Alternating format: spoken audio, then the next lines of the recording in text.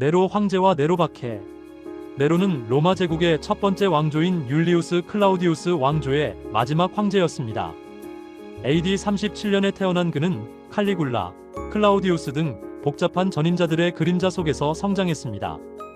그의 어머니는 당대 최고의 정치적 야심가였던 작은 아그리피나였습니다. 아그리피나는 네로를 클라우디우스 황제의 후계자로 만들기 위해 정략 결혼과 계략을 서슴지 않았고 결국 네로가 17세가 되던 AD 54년에 황위에 오르게 합니다. 이 복잡한 혈통은 그의 불안정하고 폭력적인 통치의 씨앗이 되었습니다. 네로의 초기 54년부터 59년까지는 고대 로마 역사에서 선정의 5년이라 불릴 정도로 안정적이고 현명한 시기였습니다. 그는 주로 그의 스승이자 철학자였던 세네카와 근위대 사령관 섹스투스 아프라니우스 브루스의 영향력이 컸습니다. 이 기간 동안 네로는 원로원을 존중하고 세금을 감면했으며 사형 집행을 줄이는 등 공정한 통치를 펼쳤습니다. 그러나 네로의 예술적 열망과 어머니의 지나친 간섭은 점차 황제를 불안정하게 만들었습니다. AD 59년을 기점으로 네로의 통치는 급격히 타락했습니다. 어머니 아그리피나는 네로의 사생활과 통치에 깊숙이 간섭했는데 네로는 결국 그녀를 제거하기로 결심합니다. AD 59년에 있었던 네로의 모친 살해는 로마 사회에 큰 충격을 주었고 그를 보호하던 세네카와 브루스의 영향력도 약화되었습니다. 그 이후 네로는 예술가로서의 기질에 탐닉하여 대중 앞에서 노래하고 연기하는 등 황제에게 기대되는 공적 위엄을 훼손했습니다. 이 시기부터 그는 예술적 욕망과 전제적인 통치 방식을 결합하며 폭군으로 변모하기 시작했습니다. 기원 후 64년 7월 18일 밤 로마 제국의 심장부가 불타오르는 대재앙이 발생했습니다. 로마 대화제는 9일 동안 지속되었고 로마 14개 구역 중 10개 구역에 심각한 피해를 입혔으며 3개 구역은 완전히 파괴되었습니다. 역사학자 타키투스의 기록에 따르면 화재 당시 네로 황제는 안티움에 있었으나 급히 돌아와 구호 활동을 지휘했습니다. 그러나 화재로 소실된 지역 위에 네로가 자신의 호화로운 황금 궁전인 도무스 아우레아를 짓기 시작하면서 민중 사이에서는 네로가 방화의 배후라는 소문이 걷잡을 수 없이 퍼져나갔습니다. 네로가 불타는 도시를 바라보며 리라를 연주했다는 소문은 후대에 과장되었을 가능성이 높지만 그의 악명을 더욱 높였습니다. 대화제 이후 민심은 흉흉했고 네로의 통치 기반은 심각하게 흔들렸습니다.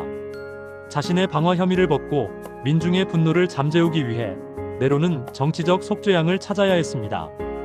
여기서 중요한 것은 네로의 박해가 종교적 신념 때문이 아니라 정치적 생존을 위한 불가피한 선택이었다는 점입니다.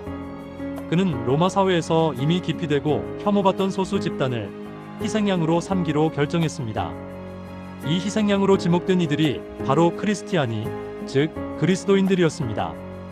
당시 로마 제국 내 그리스도인들의 지위는 매우 불안정했습니다. 그들은 본래 유대교의 한 분파, 즉 나사렛 이단으로 여겨졌으나 이미 유대교 내부에서도 이탈이 심화된 상태였습니다. 로마 제국은 유대교를 합법적인 종교, 렐리기오 리키타로 인정하여 특권을 주었습니다. 그러나 그리스도인들은 유대교가 누리던 특권을 공유하지 못했으며 예수라는 왕을 섬긴다는 교리 때문에 로마 국가 종교에 대한 반역적인 집단으로 오해받았습니다.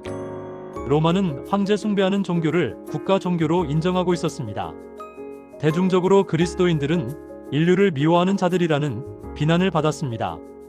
이는 주로 그들의 고립적인 생활 방식, 즉 로마 문화 참여 거부와 식인 의혹, 즉 성찬식의 오해 때문이었습니다. 네로에게는 이처럼 대중적 혐오를 받는 소수 집단이 완벽한 희생양이었습니다. 기원 후 64년부터 시작된 박해는 잔혹함의 극치였습니다. 네로는 그리스도인들에게 방화의 죄를 뒤집어 씌우고 대대적인 체포와 처형을 명령했습니다. 타키투스의 연대기 안나레스에는 이 끔찍한 처형 방법을 상세히 기록했습니다. 십자가 처형은 로마 시민이 아닌 자들에게 행해지는 일반적인 처형 방식이었습니다. 맹수 처형은 그리스도인들을 짐승 가죽으로 덮어 투기장에 풀어놓아 굶주린 개나 맹수에게 찢겨 죽게 했습니다. 인간 횃불은 가장 악명 높은 처형 방식이었습니다. 그리스도인들의 몸에 가연성 물질을 바르고 기둥에 묶은 다음 네로 자신의 정원에서 열리는 야간 마차 경주를 밝히는 인간 횃불로 사용했습니다.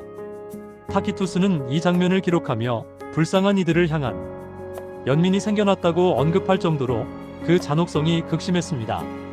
네로의 박해는 로마에 거주하던 초대 교회의 주요 지도자들에게까지 미쳤습니다. 전승에 따르면 사도 베드로와 사도 바울이 이 네로 박해 시기에 로마에서 순교했습니다. 사도 베드로는 십자가에 거꾸로 매달려 순교하기를 자청했다고 전해지는데, 이는 자신이 예수 그리스도와 똑같이 죽을 자격이 없다는 겸손함의 표현이었다고 합니다. 로마 시민권자였던 사도 바울은 십자가형 대신 칼로 목을 베는 형벌인 참수형을 당하여 순교했습니다. 이 두 사도의 순교는 로마 교회가 사도적 권위와 순교적 정신을 확립하는 결정적인 계기가 되었으며, 기독교 역사에서 로마를 순교자의 땅으로 인식하게 만들었습니다. 네로의 폭정과 재정 낭비, 그리고 잇따른 박해는 결국 로마 전역의 반란을 초래했습니다.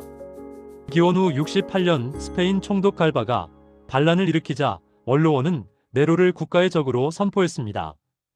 네로는 도망쳐 숨었고 결국 기원 후 68년 6월 9일에 스스로 목숨을 끊었습니다. 그의 나이 30세, 재위 14년 만이었습니다. 그의 죽음으로 율리우스 클라우디우스 왕조는 막을 내리고 로마는 AD 69년 네 황제의 해라는 혼란기로 접어들게 됩니다.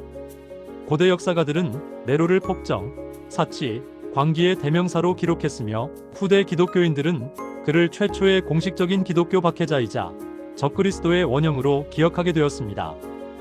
네로 박해는 유럽 역사를 넘어 구속사에 다음과 같은 중요한 의미를 남겼습니다. 기독교의 분리가 사회적으로 이루어졌습니다. 이 사건을 계기로 로마 제국과 대중은 기독교를 유대교의 한 분파가 아닌 로마 사회를 위협하는 독자적이고 반사회적인 종교로 인식하기 시작했습니다. 이는 기독교가 유대적 배경에서 벗어나 이방 세계로 확산하는 데 있어 아이러니하게도 촉매제가 되었습니다. 결국 AD 90년 얌리아 종교회의에서 유대교는 기독교를 완전히 분리하였습니다. 잔혹한 박해는 초기 기독교 공동체의 순교 신학을 확립시켰습니다. 그리스도인들은 지금 자기가 받는 고난을 그리스도의 고난에 동참하는 영광으로 받아들였고, 이는 로마 제국 전역의 박해 시기, 즉 데키우스, 디오클레티아누스 등의 박해를 버티는 근간이 되었습니다. 네로 박해는 로마 제국의 역사 속에서 기독교가 겪어야 할 고난의 서막을 연 역사적 사건으로 평가됩니다. 신약 성경의 대부분은 이러한 로마 제국의 박해의 고난 중에 있는 그리스도인들에게 주는 위로의 말씀들입니다. 눈에 보이는 지상교회는 찾을 수 없고, 둘러보아도 앞뒤로 막힌 현실에서 오직 예수 그리스도의 복음만을 붙잡고 넘어지지 않기 위해 몸부림치는 초대교회의 신앙인들의 모습을 상상하며 기도합니다. 주님, 나의 믿음은 과연 어떤 믿음입니까?